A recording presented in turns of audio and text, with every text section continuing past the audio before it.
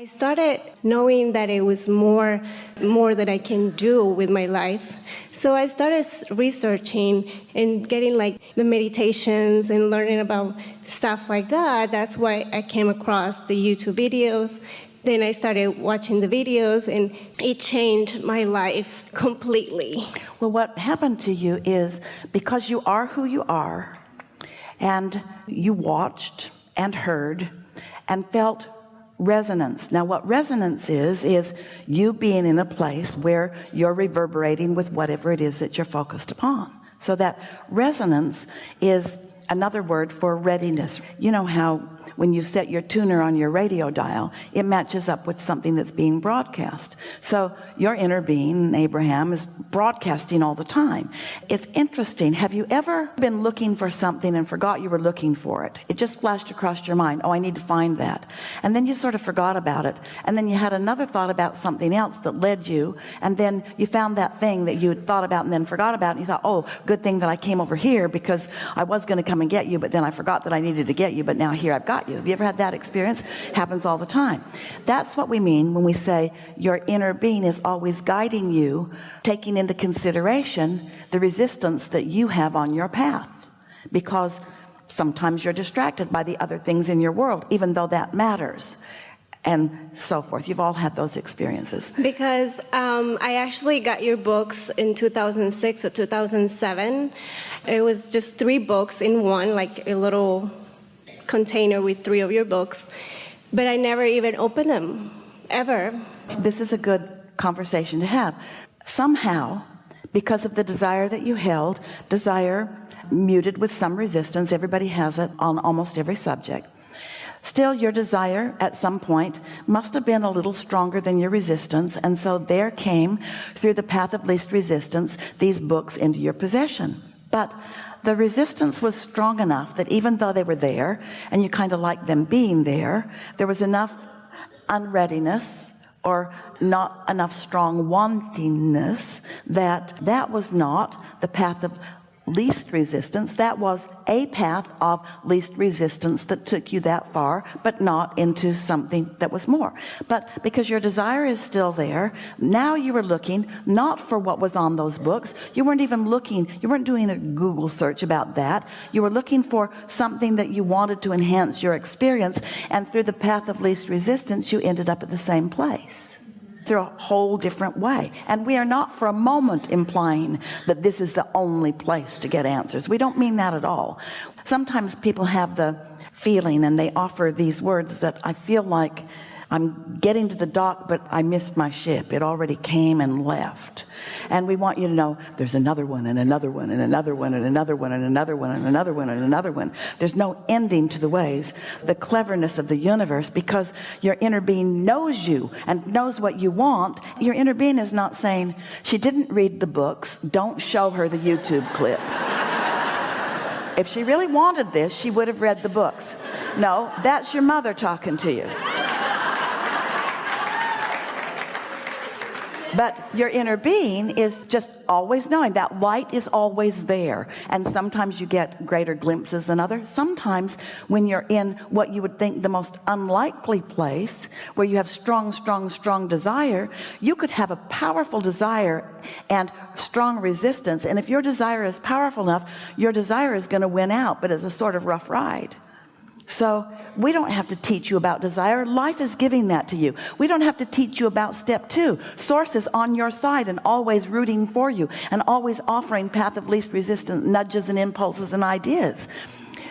We're just wanting to help you to soften your resistance so that you can have more pleasure and more deliberateness, because it's great when things happen that you just stumble on. We really like it when something happens and you feel inspired to feel good, and then because you feel good, more good comes. But that's what makes you think of randomness and chance and karma, because when there's no measure of control, when you don't have any way to acknowledge, well, what was it I was doing when that good thing happened?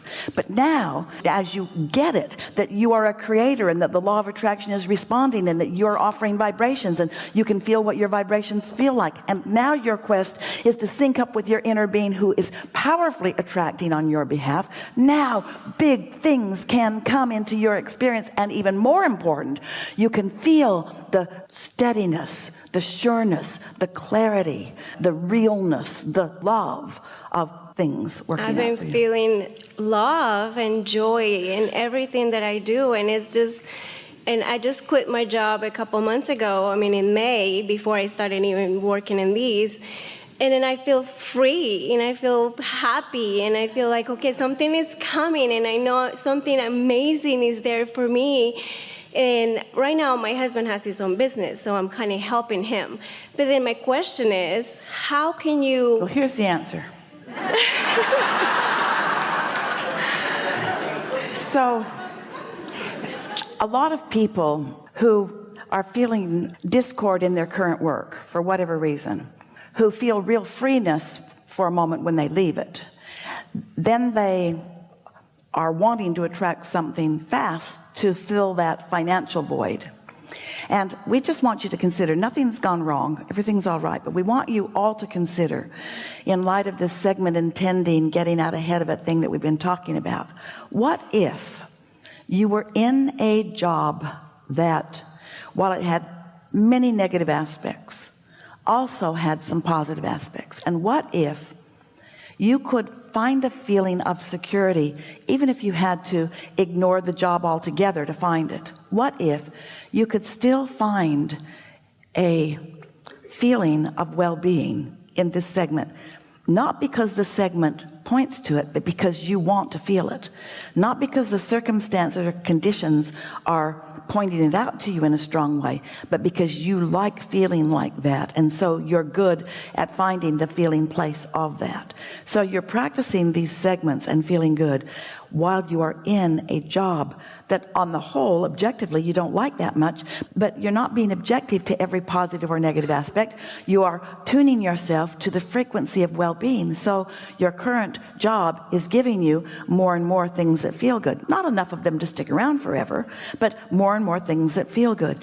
And in the appreciation right where you are, then you move seamlessly into the next, and into the next, and into the next, and into the next.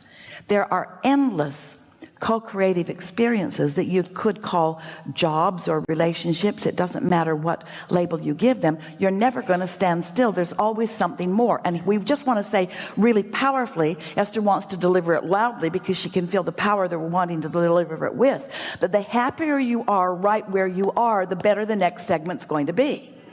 And humans have it backwards. They keep thinking that if I am happy about being here, the universe will stick me here forever. That's what your mother would do. You tend to think you got to complain. Oh, if the universe gets the idea I'm happy here, then maybe it won't carve out something better. That's not how it works. The happier you are now, the better the next segment will feel to you, and the next, and the next, and the next. So you can move seamlessly from one experience to another without the discomfort of sort of wanting to fill the financial void. And how do you manage the way that my husband doesn't really believe in what I'm believing right now?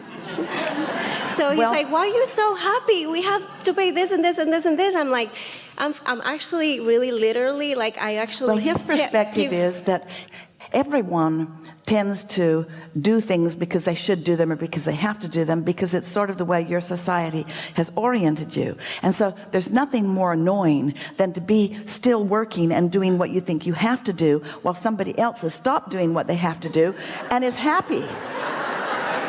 That's just annoying. And there isn't anything that you could say that he wouldn't translate, because he can translate rabbits too. There isn't anything that you could be saying, this isn't what he would hear. She doesn't want to work. She doesn't want to work. She doesn't want to work. She doesn't want to work. Of course she's happy. She's not working. Of course she's happy. She's not working. And I've been trying to help him in his business. I'm trying to get more into the the business so I can. But he doesn't believe right now that the business is enough to support both incomes. He doesn't believe that, and so you can help him all you want. You're still more in the way than you are helping him. He wants you to get out there somewhere else and get money from somewhere else and bring it home. But here's the thing. You want to, and this is subtle and yet really easy to understand. You cannot serve two masters. Pick one and let it be your inner being. Now we want to say that better. Pick one and let it be you, your own desires. Let it be your vortex. Let it be what you were born to accomplish. Let it be that, because everybody else, we say the same thing to them too. But humans, you keep wanting to say that if you do what's best for you, then you don't do what's best for this family, or you don't do what's best for our checking account. And what we want you all to understand is that when you do find alignment with who you are, and you light up as our friend lighted up, you're in a place of receiving, and he's going to be really glad to know you if he'll just leave you alone and let you attract the way you are able to attract. But if he gets all over your case and makes you feel guilty about what you are not doing or about how you are not pleasing him, then in that guilty feeling, your point of attraction sucketh. It just does. You just cannot get to where you want to be when you don't feel good. And so it's not the easiest thing, because you keep wanting to not seem like you're as happy as you feel, because it upsets somebody who's not understanding it. So here's what we would say to him if we were standing in your physical shoes.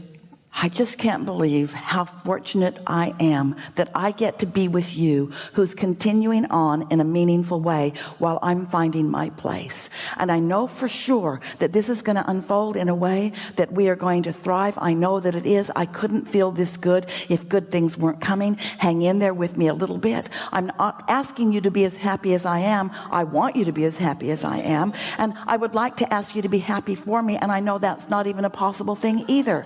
I'm just saying to you, man that I love more than life itself, I'm not going to give up my happy feeling because you can't find it. I'm just not going to give it up. And nothing makes me any happier than when you are happy, but I have to show myself that I don't need your happy for me to be happy. There's something that's really powerful in that for me. And I believe with everything that I am, that if I can maintain this happiness just for a little while, this feeling of well-being, this feeling of clarity, this feeling of strength and certainty, if I can stay there, I will manifest something that will show me in a very emphatic way, and maybe you, because you're in on it with me, how this all works. And then say to him, I'm not saying that what you're doing isn't working. It's obvious. And I am thankful and appreciative of everything that you do. I know that we are together for a reason. I can feel it. I would not give you up for anything unless you get in my way. No, wait, no.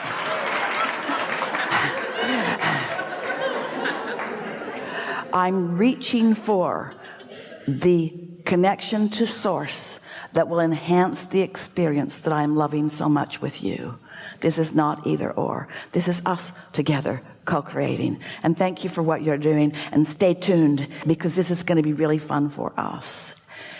One day we were talking with a mother who was concerned about her son, and we told her some things that we would say, sort of like some of these things. And she said, oh, Abraham, my son will just think I'm forsaking him. He's used to my sympathy and my concern and my agreement with his plight.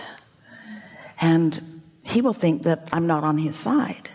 And we said, no one would ever feel that way if you are, from the very core of your being, appreciating everything about him. When you look at your family business through the eyes of source, you feel proud.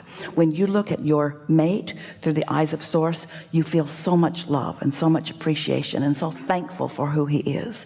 And when you feel that, he might miss it because he's not in tune with it, but he's not always not in tune with it.